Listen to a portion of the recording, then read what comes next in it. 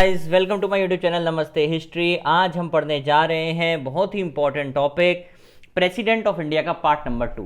इससे पहले मैंने पार्ट नंबर 1 अपलोड कर दिया है। आप ऊपर आई बटन पे क्लिक करेंगे तो आपको पार्ट नंबर 1 के साथ साथ कंप्लीट पॉलिटी की सीरीज मिल जाएगी। तो चलिए वीडियो को स्टार्ट करते हैं और देखते हैं। आज देखेंगे प्रेसिडेंट की पावर क्या क्या होती है। तो भैया देखो, अगर हम पावर्स की बात करते हैं तो यहाँ पे एग्जीक्यूटिव पावर होती है, लेजिस्लेटिव पावर होती है, फाइनेंशियल पावर होती है, जुडिशियल पावर होती है, डिप्लोमेटिक पावर होती है, मिलिट्री पावर होती है और इमरजेंसी पावर्स होती हैं। ठीक है, ये सारी पावर्स आज हम डिस्कस करेंगे विद आर्टिकल्स। ये कौन कौन से इंपॉर्टेंट आर्टिकल इन पावर से डील करते हैं। तो भैया एग्जीक्यूटिव पावर में कोई भी अगर एग्जीक्यूटिव एक्शन होता है तो भैया वो प्रेसिडेंट के नाम में होता है। For every executive action Indian government is to taken in his name, पहली बात। सेकेंड, ही मे और may not make rules to simplify the transaction of business of the central government. ये छोड़ दीजिए इसको। अब यहां से देखिए, अटॉर्नी जनरल को अपॉइंट करता है, he appoint the attorney general, he appoint CAG, controller and auditor general of India, chief election commissioner and other election commissioners, chairman and member of the UPSC, state governors, finance commission of India और उसके chairman. ठीक है, इतनी तो appointment हो गई। और he requires PM to submit for consideration of the council of minister any matter on which a decision has taken by a minister which has not been considered by the council. ठीक, इस तरह के matter आप submit करिए। Schedule caste, schedule tribe और other backward classes के लिए भी नेशनल कमीशंस की वो करी जाएगी स्थापना। ठीक है, तो ये सारी चीज़ें एग्जीक्यूटिव पावर शो करती हैं कि भैया schedule caste, schedule tribe, other backward classes, इन चीज़ों को देखा जाता है कि भैया ये एग्जीक्यूटिव पावर है, अपॉइंटमेंट अथॉरिटी है, ये सारी चीज़ों को अपॉइंट करती है। ठीक है, अब ये सारे चैप्टर्स हैं अपने आगे, CAG, अटॉर्नी जनरल, ये सारे चैप्टर्स हैं लीगली। लेजिस्लेटिव पावर में आप देखो तो सबसे पहला आता है ही समन्स और prorogue parliament and dissolve the Lok Sabha. He summon से joint sitting of the Lok Sabha and Rajya Sabha. देखो ज्वाइंट सिटिंग हमेशा कौन बुलाता है? ज्वाइंट सिटिंग कौन से आर्टिकल में? 108 में। 10 आर्टिकल में ज्वाइंट सिटिंग कौन बुलाता है? प्रेसिडेंट। और प्रिसाइड कौन करता है? उसे chairman of the Lok Sabha, very important, speaker of the Lok Sabha, sorry. ठीक है, तो he summons and prorogue parliament, he summons joint sitting of the Lok Sabha और he address the Indian parliament at the commencement of the first session after every general election. ये किसे appoint करता है? Speaker को, deputy speaker of the Lok Sabha, chairman of Rajya Sabha. ठीक है, he nominate 12 member of the Rajya Sabha, nominate करता है 2 मेंबर राज्यसभा में और 12 मेंबर राज्यसभा में और 2 मेंबर लोकसभा में। ठीक है, अगला पॉइंट लिखा है 6, तो 12 मेंबर कहाँ? राज्यसभा में, 2 मेंबर कहाँ पे? लोकसभा में। ये इलेक्शन कमीशन से कंसल्ट करता है on question regarding disqualification of MPs। He promulgate ordinances, अभी आगे देखेंगे इसको। He recommends the introduction of certain type of bill. He lays the following report on the parliament. CAG की रिपोर्ट को parliament में कौन लेके आता है? प्रेसिडेंट। UPSC की, फाइनेंस कमीशन की, इन सब की रिपोर्ट को कौन लेके आता है? President of India, very important. तो CAG की रिपोर्ट, UPSC की रिपोर्ट और फाइनेंस कमीशन की रिपोर्ट, ये सारे कौन लेके आते हैं? ये सारे कौन लेके आता है? ये प्रेसिडेंट लेके आता है। ठीक है, ये हमें ध्यान रखना है कि रिपोर्ट कभी कभी आ जाता है कि प्रेसिडेंट की CAG की रिपोर्ट कौन पार्लियामेंट में लेके आता है, तो आंसर रहेगा president of India, very important. UPSC की report president of India, finance commission की रिपोर्ट प्रेसिडेंट ऑफ इंडिया। ठीक है, तो इस तरीके से सारी रिपोर्ट्स को लेके आता है। उसके बाद अगर हमें देखेंगे तो फाइनेंशियल पावर्स भी है प्रेसिडेंट की। अगर आपको सारे आर्टिकल्स दिख रहे हैं तो सबसे पहले मनी बिल की बात आएगी। अगर मनी बिल की बात आ रही है तो आर्टिकल 110, वेरी इंपॉर्टेंट, आर्टिकल 110 में मनी बिल डिफाइंड है। He causes union budget to be laid before the parliament, या एनुअल फाइनेंशियल स्टेटमेंट जिसे बोलते हैं। 112 में एनुअल फाइनेंशियल स्टेटमेंट गिवन है। फिर demand for grant under article 113 कि भाई किस मंत्रालय के लिए कौन सी डिमांड जाएगी, कितनी जाएगी, ये सब चीज़ें यहाँ देखी जाती हैं। कंटिजेंसी फंड ऑफ इंडिया, ये भी राष्ट्रपति के कंट्रोल में होता है अंडर आर्टिकल 267। ऐसा फंड जो कि बेसिकली कोई आपातकालीन सिचुएशन आ जाए तो उससे डील करे, तो that is contingency fund of India. और ये फाइनेंस कमीशन को कॉन्स्टिट्यूट करता है हर 5 साल में under article 280। He constitute finance commission under article 280, very important. ठीक है, तो मनी बिल का हम ध्यान रखेंगे। मनी बिल का आर्टिकल 110 है, ये मैसेज कॉलम में बहुत बार पूछा जाता है। मनी बिल का आर्टिकल है 110 और बजट का आर्टिकल है 112। बजट का आर्टिकल है 112, demand for grant 113, contingency fund of India 267 और finance commission under article number 280, very important. ये सारी क्या है, फाइनेंशियल पावर्स हैं आपकी, किसकी, प्रेसिडेंट की। अब जुडिशरी में अगर हम बात करेंगे तो जुडिशरी में देखो भैया, जितने भी जजों का अपॉइंटमेंट होता है ना, आप जो भी जज अपॉइंट होते हैं, चीफ जस्टिस सुप्रीम कोर्ट का, हाई कोर्ट का, ये सब वही अपॉइंट करता है। Very important article number 143, most important article 143 article ये बोलता है कि ये सुप्रीम कोर्ट से एडवाइस लेता है। कौन, president. He takes advice from the supreme court, लेकिन ये एडवाइस क्या है, बाइंडिंग नहीं होती है। किसके ऊपर, प्रेसिडेंट के ऊपर। प्रेसिडेंट के ऊपर सुप्रीम कोर्ट से ली हुई राय बाध्य नहीं होती है, बाइंड नहीं करती है। ठीक है, और अंडर आर्टिकल 72 प्रेसिडेंट को कुछ जुडिशियल पावर्स होती हैं। जुडिशियल पावर मतलब क्या, देखो अगर हम 5 सेंटेंस देखोगे ना, तो pardon, commutation, रेमिशन, respite and reprieve, ये 5 टर्म बहुत बार पूछे जाते हैं पेपर में।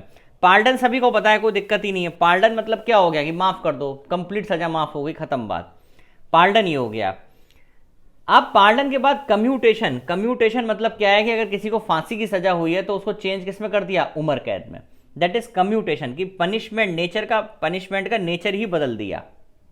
ठीक है, रेमिशन में क्या होता है कि अगर आपको 10 साल की सजा हुई है तो उसको 4 साल की कर दी, दैट इज रेमिशन।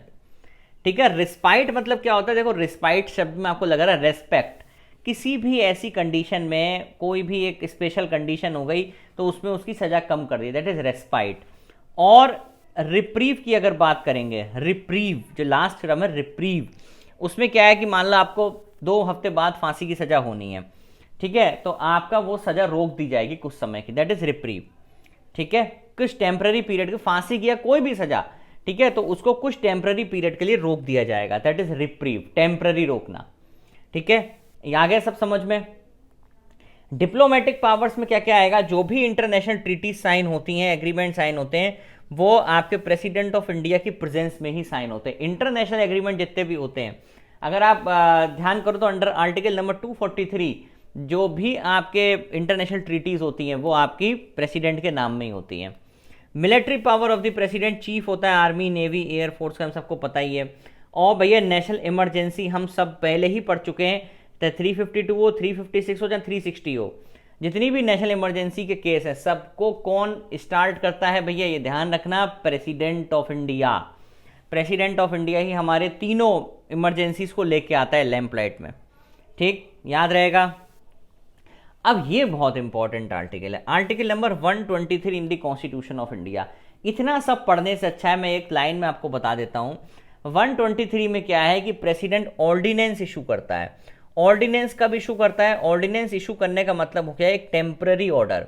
टेम्पररी ऑर्डर का मतलब होगा कि अब इस समय ये कब इशू होता है, जब पार्लियामेंट सेशन नहीं होती है। If at any time when both houses of the parliament except when both the house of parliament are in session the president is satisfied with the circumstances, except लग गया है मतलब कि नहीं है, which render it is necessary for him to take immediate action। मतलब क्या है कि ऐसी कंडीशन जब दोनों हाउसेस सेशन में नहीं है, जब दोनों हाउसेस पार्लियामेंट के सेशन में नहीं है, यहां नॉट आएगा, आर नॉट इन सेशन, तो प्रेसिडेंट एक ऑर्डिनेंस इशू करता है। उस ऑर्डिनेंस की लाइफ क्या होती है, 6 वीक्स, 6 हफ्ते। लेकिन कब से 6 हफ्ते, अब जैसे मान लो कि अभी पार्लियामेंट नहीं है, पाओ कोई इमरजेंसी आ गई, तो प्रेसिडेंट ने एक ऑर्डिनेंस इशू किया, वो चलता रहेगा। कब तक चलता रहेगा, वो जब तक चलता रहेगा जब फिर से पार्लियामेंट आएगी, उसके 6 हफ्ते बाद तक वो चलता रहेगा वो ऑर्डिनेंस। लेकिन ये तो इसकी मैक्सिमम लाइफ क्या होगी, मैक्सिमम लाइफ क्या होगी, देखो 2 पार्लियामेंट के सेशंस में जो गैप होता है वो होता है 6 महीने का मैक्सिमम गैप। तो मान लो मैक्सिमम टाइम पीरियड के लिए पार्लियामेंट नहीं मिली, तो 6 महीने के लिए पार्लियामेंट मिली ही नहीं, पार्लियामेंट आई नहीं 6 महीने तक, तो 6 महीने वो और 6 हफ्ते ये, तो 6 मंथ 6 वीक्स इसका मैक्सिमम टाइम पीरियड होता है। इसका मैक्सिमम टाइम पीरियड क्या होता है, 6 मंथ और 6 वीक्स। ठीक है, ये इंपॉर्टेंट है। Article number 123 in the constitution of India 1949, power of the president to issue ordinances. ठीक है, इसकी मैक्सिमम लाइफ क्या होती है? 6 मंथ 6 वीक्स। और अगर क्वेश्चन आ जाए कि पार्लियामेंट के आने के बाद ये कितने टाइम तक रहेगा, तो आंसर इज 6 वीक्स। और मैक्सिमम लाइफ पूछ ले तो फिर 6 मंथ 6 वीक्स, वेरी इंपॉर्टेंट। अब ये आ गई वीटो पावर। वीटो पावर में क्या होता है? मतलब एक तरीके से नेगेटिव पावर। इसमें क्या होता है देखो, when the president exercise absolute veto, a bill never sees the day of light, the bill ends even after pass by the Indian parliament does not become, कभी एक्ट नहीं बनेगा, उसने एब्सोल्यूट वीटो जारी कर ली। President uses is absolute veto कब करता है? When a bill is pass by the private member, किसी प्राइवेट मेंबर ने बिल पास कर दिया, या when the cabinet resign before president could give his assent to the bill, या cabinet resign कर गई, तो पार्लियामेंट क्या होगा इसमें एब्सोल्यूट वीटो में कि भैया अब आपका कभी भी ये बिल एक्ट नहीं बनेगा, एक नेगेटिव पावर होगा। ये कब हुआ था एक्सरसाइज? ये हुआ था 54 में राजेंद्र प्रसाद के बाद, और 1991 में वेंकट रमन ने। तो दो लोगों ने इस एब्सोल्यूट वीटो को यूज किया है, एक तो आपके राजेंद्र प्रसाद और दूसरे आपके आर वेंकट रमन। आर वेंकट रमन ने इसको यूज किया है, एक ने 54 में और एक ने 91 में। ठीक है, सस्पेंसिव वीटो, सस्पेंसिव मतलब कुछ टेम्पररी टाइम के लिए। सस्पेंसिव में क्या होता है? प्रेसिडेंट यूज सस्पेंड कर दिया कुछ टाइम के लिए और पार्लियामेंट को भेज दिया रिकंसिडरेशन के लिए। अगर पार्लियामेंट ने वापस भेज दिया तो ही has to approve the bill without using any of his veto power. अगर सस्पेंसिव वीटो यूज करी है और फिर से पार्लियामेंट ने उसे वापस भेज दिया तो फिर प्रेसिडेंट को साइन करना पड़ता है। ठीक है, his suspensive veto can be overridden by the repassage of the bill by the Indian parliament. ठीक है, ध्यान रहेगा। और लेकिन देखो, स्टेट बिल की अगर बात करते हैं, the state legislature has no power to override the suspensive veto of the president. Governor can withhold the bill for the president consideration, and even if the state legislature resend the bill to the governor and governor to the president, he can still withhold his assent. मतलब क्या है? मतलब ये है कि देखो, पहले case में पार्लियामेंट ने प्रेसिडेंट को भेजा, तो प्रेसिडेंट ने सस्पेंसिव वीटो का प्रयोग किया और वो वापस किसे भेज दिया? प्रेसिडेंट, पार्लियामेंट को। अगर फिर पार्लियामेंट उसे रिकंसीडर करके भेजती है तो प्रेसिडेंट को साइन करना पड़ता है।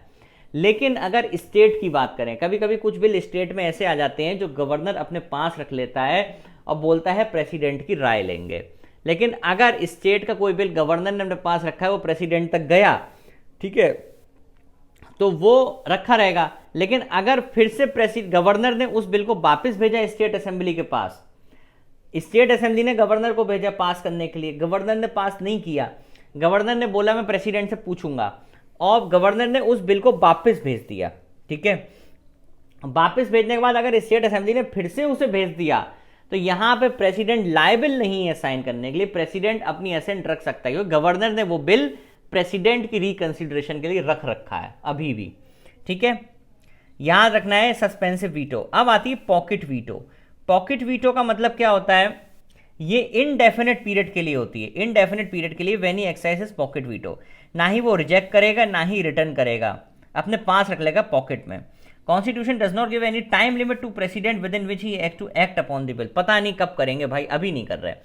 अमेरिका में क्या है कि बिल को रीसेंड करना पड़ता है 10 दिन के अंदर। इंडियन प्रेसिडेंट को पास कोई ऐसा टाइम रूल नहीं है। पॉकेट वीटो वो कितनी भी देर तक के लिए रख सकता है अपने पास। एब्सोल्यूट वीटो में क्या था?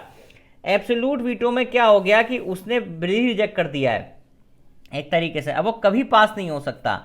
लेकिन पॉकेट वीटो में क्या है कि ना ही उसने रिजेक्ट किया है ना ही उसे रिटर्न किया है, बस अपने पास रख रखा है। तो किसने पॉकेट वीटो यूज करी है? तो याद रखना है भैया, ज्ञानी जेल सिंह जो थे 1986 में, उन्होंने इस पॉकेट वीटो का इस्तेमाल किया है। यानी जेल सिंह ने इस पॉकेट वीटो का इस्तेमाल किया है, वेरी इंपॉर्टेंट। ठीक है, लेकिन हाँ, एक बहुत ही इंपॉर्टेंट लाइन लास्ट में लिखी हुई है। पता नहीं मेरी वीडियोस में क्यों होता है लास्ट लाइन, लास्ट में ही हमेशा इंपॉर्टेंट लाइन लिखी होती है। President has no veto power when it comes to the constitutional amendment bill. अगर कॉन्स्टिट्यूशन अमेंडमेंट बिल है तो भैया हम सब पहले ही पढ़ चुका है, प्रेसिडेंट को साइन साइन साइन करना ही पड़ेगा और कोई ऑप्शन नहीं है। Constitution amendment bill article number 368, president डर गया, अब तो भैया साइन करना ही है, कोई ऑप्शन नहीं है। ठीक है, लेकिन बाकी सब में वो कर सकता है। ठीक है, कॉन्स्टिट्यूशन अमेंडमेंट को रिटर्न भी नहीं कर सकता। हाँ, मनी बिल को रिटर्न कर सकता है वो, लेकिन हाँ, कॉन्स्टिट्यूशन अमेंडमेंट बिल को तो रिटर्न भी नहीं कर सकता, वो तो साइन ही फट फट फट साइन करना है। ठीक, तो आई होप आपने वीडियो एंजॉय करी होगी। Do like share and subscribe my channel इस वीडियो में हमने सारी पावर्स देख ली प्रेसिडेंट की। Okay, thank you very much.